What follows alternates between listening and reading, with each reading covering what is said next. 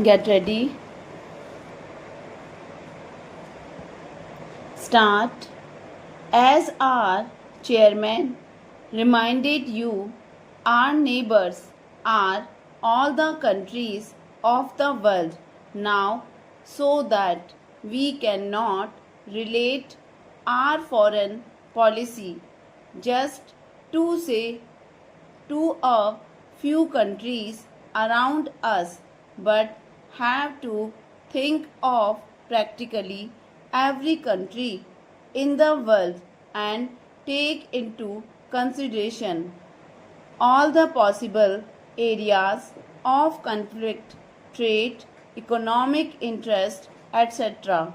It has been recognized now that if there is a conflict on a big scale anywhere in the world, it is apt to spread all over the world. That is, war has become indivisible and therefore peace is indivisible. Therefore, our foreign policy cannot limit itself to the nearby countries. Nevertheless, the nearby countries always have a special interest in one another, and India must inevitably think in terms of her relations with the countries bordering her by land and sea.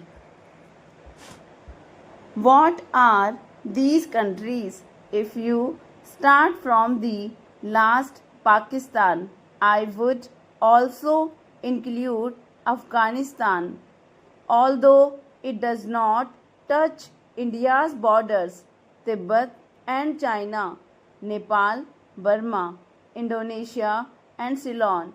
In regard to Pakistan, the position has been a very peculiar one owing to the way Pakistan was formed and India was divided, and there have been not only all the upsets that you all know, but something much deeper, and that is a complete emotional upset of all the people in India and Pakistan. Because of this, it is a very difficult thing to deal with, a psychological thing which cannot be dealt with superficially. A year and a half or more has passed, and there is no doubt at all that our relations have improved and are improving. There is also no doubt at all in my mind that it is inevitable for India and Pakistan to have close relations sometime or other in the future. I cannot state when this will take place, but situated as we are with all our past, we cannot really be just indifferent neighbors. We can be either hostile to each other or very friendly to each other. Ultimately, can only be really very friendly. Whatever period of hostility may intervene in between, because our interests are so closely interlinked. As far as the other countries are concerned, our relations with others are quite friendly. Take for instance Afghanistan and are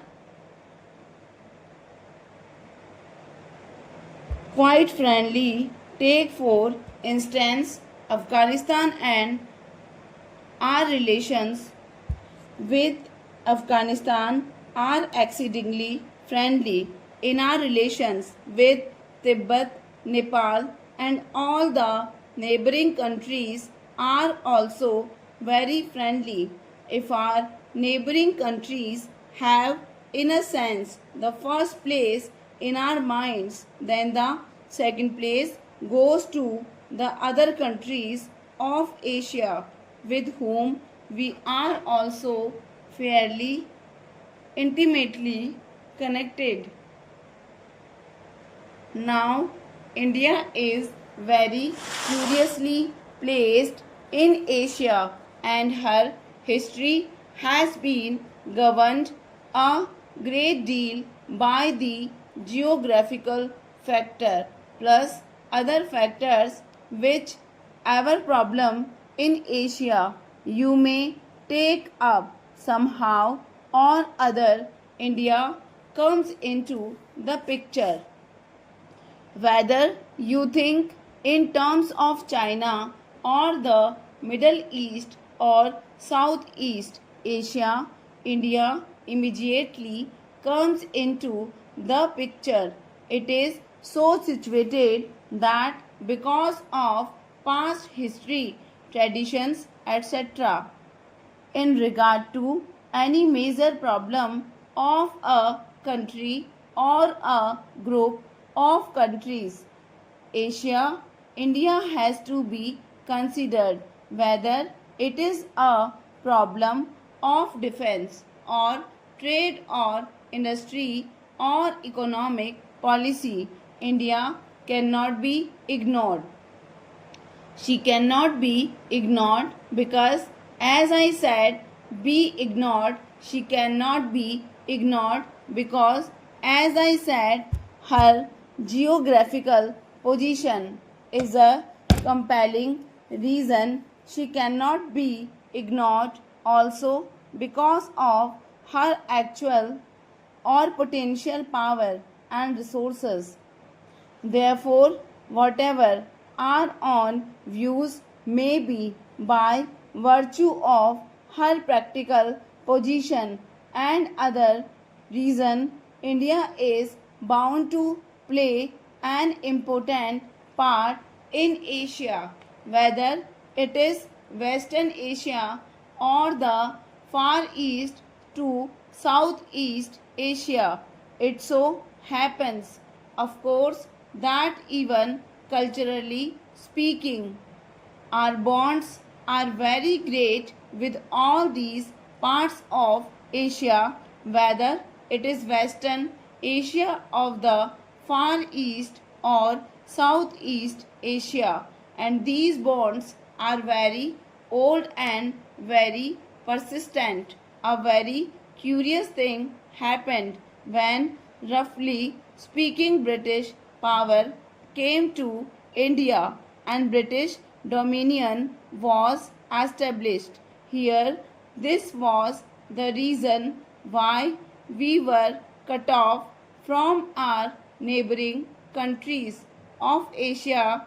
Our contacts were then with England across the seas, and while to some extent we struggled against that domination and resented those contacts, nevertheless they were there, and we saw the world more and more through that window, the British window. Very few people went to the other Asian countries from India, and very few came here from there.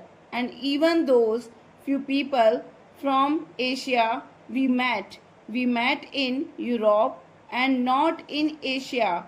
Now, in recent years, that process has been reversed or is being reversed for a variety of reasons. Initially, I suppose the one major factor was air travel. Air travel brought us immediately into close contact with our neighbors, because if we went to Europe, we passed through Baghdad and Tehran. and other places. Air travel is not the only factor. There are also political reasons that are now bringing about these changes for future development. Stop.